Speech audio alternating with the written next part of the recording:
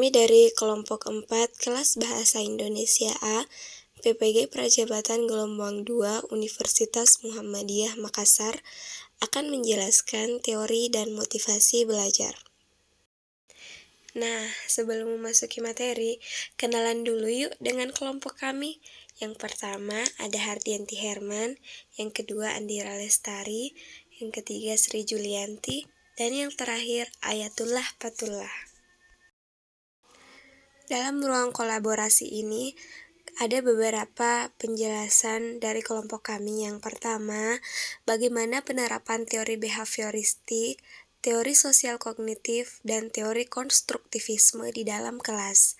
Yang kedua, penjelasan mengenai model-model pembelajaran apa saja yang terbentuk berdasarkan prinsip konstruktivisme. Kemudian yang ketiga, rencana untuk meningkatkan motivasi para siswa yang ada di dalam kelas.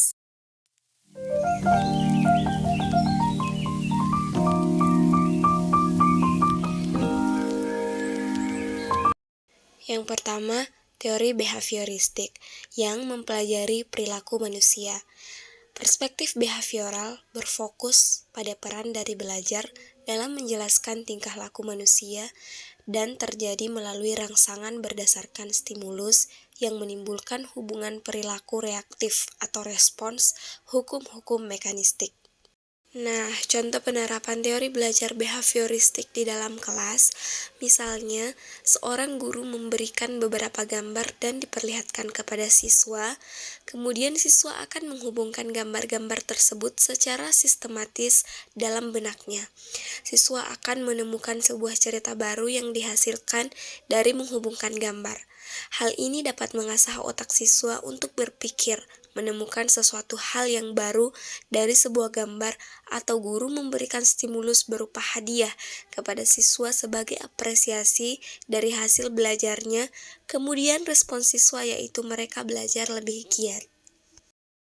Yang kedua, teori sosial kognitif adalah perubahan persepsi atau pemahaman. Teori belajar ini lebih mementingkan proses belajar daripada hasil belajarnya. Penerapan teori belajar sosial kognitif misalnya melibatkan siswa dalam berbagai kegiatan seperti memberikan waktu bagi mereka untuk bertanya, kesempatan untuk membuat kesalahan lalu memperbaikinya, serta merefleksikan diri agar dapat membantu mereka dalam memahami proses mental. Yang ketiga, teori konstruktivisme. Teori ini meyakini bahwa pengetahuan dibentuk oleh diri kita sendiri. Pengetahuan itu dibangun melalui pengalaman yang sudah ada dan dengan mengadaptasi informasi baru. Penerapan teori ini, misalnya, guru memberikan tugas kepada peserta didik, kemudian memberikan keleluasaan kepada mereka untuk mencari jawaban berkaitan dengan pengalaman mereka sendiri, kemudian mempresentasikan hasil tugasnya di dalam kelas.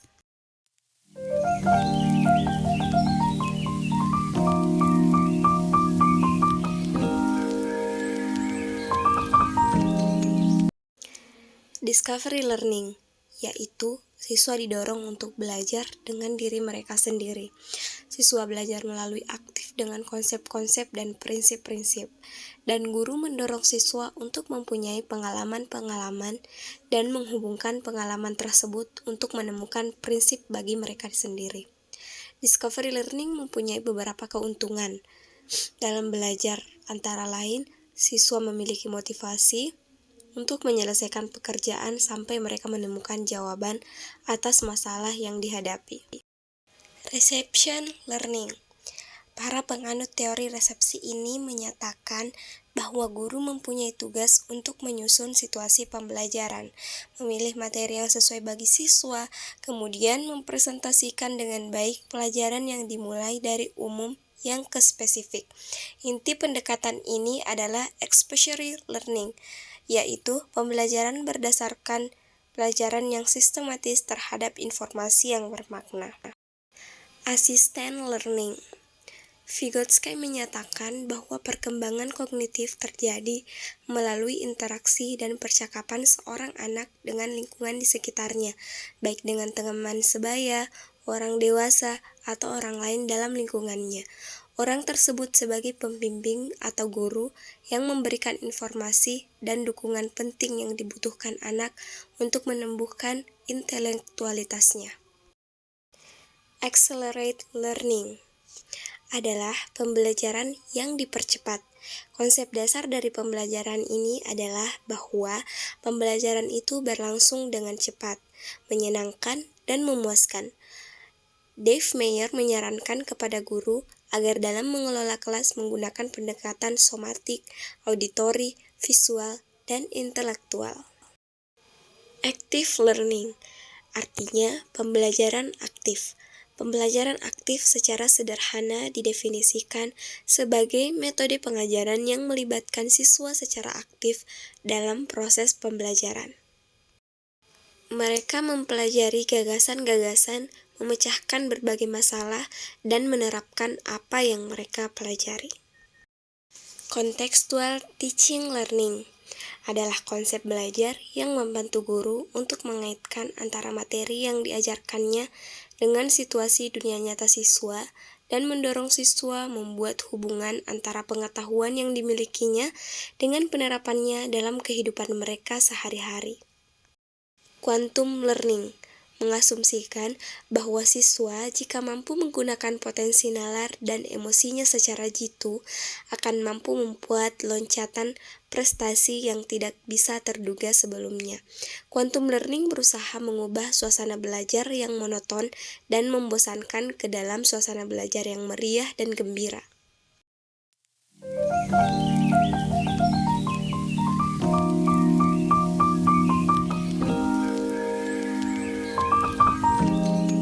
Peningkatan motivasi belajar siswa dalam beberapa kasus. Yang pertama, Tania, 7 tahun, memiliki kemampuan rendah dan keinginan yang rendah untuk sukses.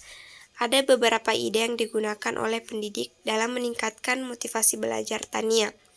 Yang pertama, gunakan metode dan kegiatan yang beragam dan menyenangkan. Kedua, memberikan tugas yang sesuai dengan kemampuan peserta didik. 3. Melibatkan pendidik dalam membantu peserta didik mencapai hasil. 4. Memberikan petunjuk pada peserta didik agar sukses dalam belajar. 5. Menghargai pencapaian peserta didik. 6. Memberikan penghargaan untuk memotivasi. 7. Menghindari ancaman dan komentar buruk. 8. Mengenali minat peserta didik. Kasus yang kedua, Samuel, 10 tahun, yang bekerja keras untuk menjaga harga dirinya pada tingkat tinggi, tetapi memiliki rasa takut akan gagal yang kuat. Samuel ini termasuk menganut fixed mindset atau pemikiran kurang dapat berkembang karena memiliki rasa yang takut akan kegagalan. Motivasi belajar yang selaras dengan Samuel adalah model reception learning, karena Samuel membutuhkan motivasi eksternal untuk mempelajari materi yang diajarkan. Guru mempunyai tugas yang pertama, menyusun situasi yang sesuai bagi siswa. Yang kedua, mempresentasikan dengan baik pelajaran yang dimulai dari umum ke spesifik. Kasus yang ketiga, Sandra, 13 tahun, yang tenang di dalam kelas dan meremehkan keterampilan peserta didik yang lain. Pertama, penggunaan motivasi belajar dengan perspektif sosial, karena dapat dilihat Sandra orangnya tenang di dalam kelas. Hal ini dapat dikatakan Sandra kurang bersosialisasi dengan murid yang lain. Yang kedua, penggunaan motivasi belajar dengan perspektif kognitif, karena dapat dilihat Sandra memiliki pemikiran sendiri bahwa dirinya lebih mampu daripada siswa lain. Kasus yang terakhir, Robert, 16 tahun, yang menunjukkan sedikit minat di sekolah dan saat ini tinggal bersama dengan bibinya. Dalam hal ini, Robert memiliki masalah dalam belajar dan hanya menunjukkan sedikit minat dalam belajar. Ada beberapa alasan mengapa hal ini terjadi, yaitu kurangnya motivasi dari dalam diri Robert untuk berkembang dan kurangnya dukungan keluarga karena telah lama tidak berkomunikasi dengan orang tuanya. Adapun langkah-langkah yang bisa dilakukan untuk mengatasinya antara lain: 1. pemberian motivasi belajar, dan memberikan pembimbingan intens agar tercipta keinginan dalam diri. Kedua, pemberian dukungan psikologis karena memiliki masalah keluarga, kemudian menciptakan proses pembelajaran yang menyenangkan. Nah, itulah tadi pemaparan dari kelompok kami mengenai teori belajar dan motivasi belajar. Semoga bermanfaat untuk kita semua. Assalamualaikum warahmatullahi wabarakatuh.